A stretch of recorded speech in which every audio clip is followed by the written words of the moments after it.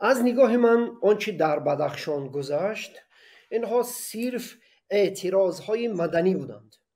این اعتراضهای خودجوش بودند که در دایره قانونگذاری جاری تاجیکستان رخ دادند و همه دلیل های و همه وجه هایی که این اعتراض ها غیر قانونی می باشند اصلا اساس ندارند، چون اونها خودجوش بودند.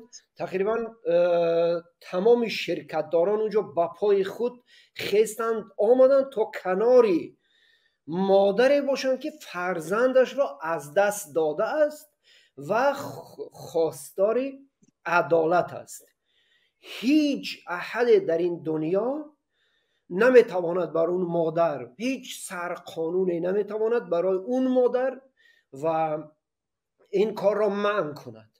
و ببینید که اونها هم باور دارند به حکومت، حالا هم به دولت، و بنابر همین آمدن به نزد حکومت. اونها نرفتن یک جای دیگر، بلکه آمدن به نزد حکومت قانونی و امداد خواستند. ولی برخوردی رئیس شهر خاروخ و رئیس نوی ولایت واقعا جنایتکارانه بود، بیرون از دایره صلاحیت های قانونی آنها و زید منفعت های اهالی روانه شده بودند.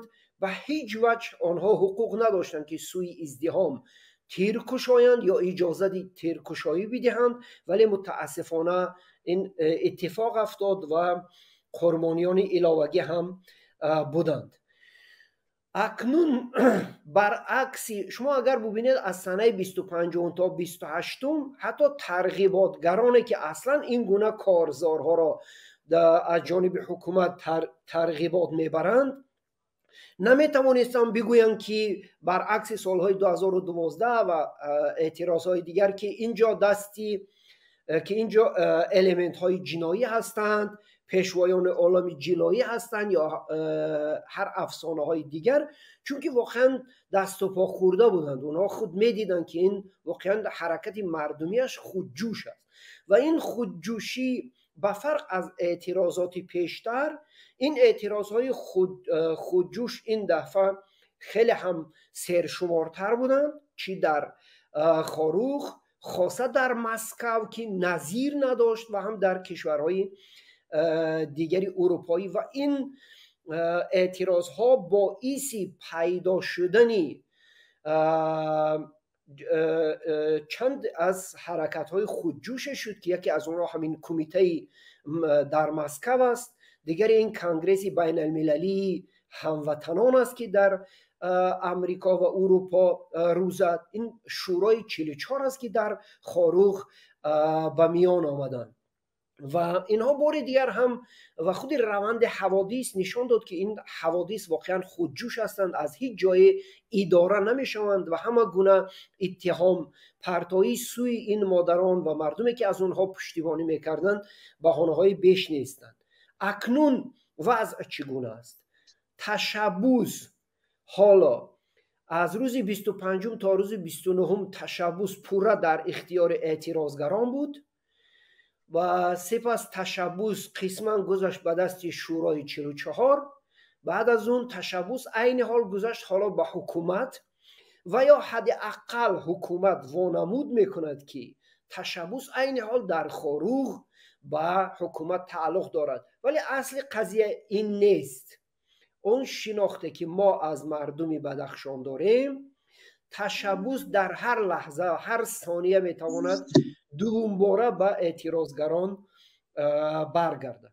و یک نقطه بسیار مهم، ضمن بررسی همین گونه مسائل ما باید البته ما یک گذشته خونین داریم، واقعا جنگ شهروندی تحمیلی که واقعا یک جنگ گیبریدی بود و از جانب خارجیان راه اندازی شده بود، پیش از همه از جانب اسلام کریموف و رستم عنایتوف، دو جنایتکاری بین المللی و جمهوری ازبکستان توسط تأسیس فرانت خلقی تاجیکستان که حکومت امام علی رحمان زاده همون فرانت خلقی و از نگاه ایدئولوژی نزدیکترین نیروی سیاسی در محیط سیاسی تاجیکستان در 30 سال اخیر هست و ماند. ولی اگر همه اینها را هم کنار بگذاریم، بدخشان امروز مرکزی مقاومت با فساد است، مرکزی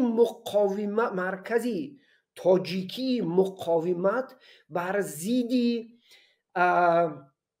ضد ظلم نهادهای قدرتی است، مرکزی مقاومت به ضد زورگویی است. و جناب علیم شیرزمانوف درست فرمودند که تقریبا از سال 2011 در تاجیکستان 2 استراتژی تهیه می شود. یکی از این استراتژی ها که پیش از انتخابات پرزیدنتی سال 2013 راه اندازی شده بود و من مؤلف آن و مؤلف هر دو این سناریوها را رئیس کمیته دولتی امنیت ملی سیمومین یتیموف را میدونم. یکی این استراتژی پاکسازی محیط سیاسی از اصحاب، رسانه ها، فعالان جامعه مدنی، هر نفری که غروری تاجیکی دارد از اینها بود که اون به فایده تقویت حکومت خانوادگی امام علی رحمان روانه شده است و شخص یتیموف را به حیث یک باشه جنگی در این نظام نیرو بخشید. و استراتژی دوم این البته استراتژی از بین بردن مختاریت ولایت خودمختار بدخشان کوهی، نه از نگاه حقوقی بلکه دفاکتو، یعنی واقعی است. و در دایره این استراتژی این استراتژی دو ترکیب دارد که ما با پیامدهای اونها وامیخوریم همیشه. یکی این تکیه به زورگویی است، در زیر نقاب قانون و قانونمندی امروز در سراسر تاجیکستان از زورگویی کار میگیرند، از قتل‌های غیر دادگاهی، از شکنجه کار میگیرن بر ضد از اون جمله افرادی که هیچ گناهی ندارند و سپس دستگاه ترغیباتی اونها را تفسیر میدهد. و این فیلمی که هست و این صحبتی که جناب یادگار فیضوف دادن، اینها ترکیب‌های ترغیباتی همین سیاست زورگویی هستند که ترکیب دومی اون این تکیه به صنف سیاسی نو در سراسر تاجیکستان و پیش از همه در بدخشان است. این صنف سیاسی نو اصلا اندک خوانده و کم سوادانی گبدرا هستند.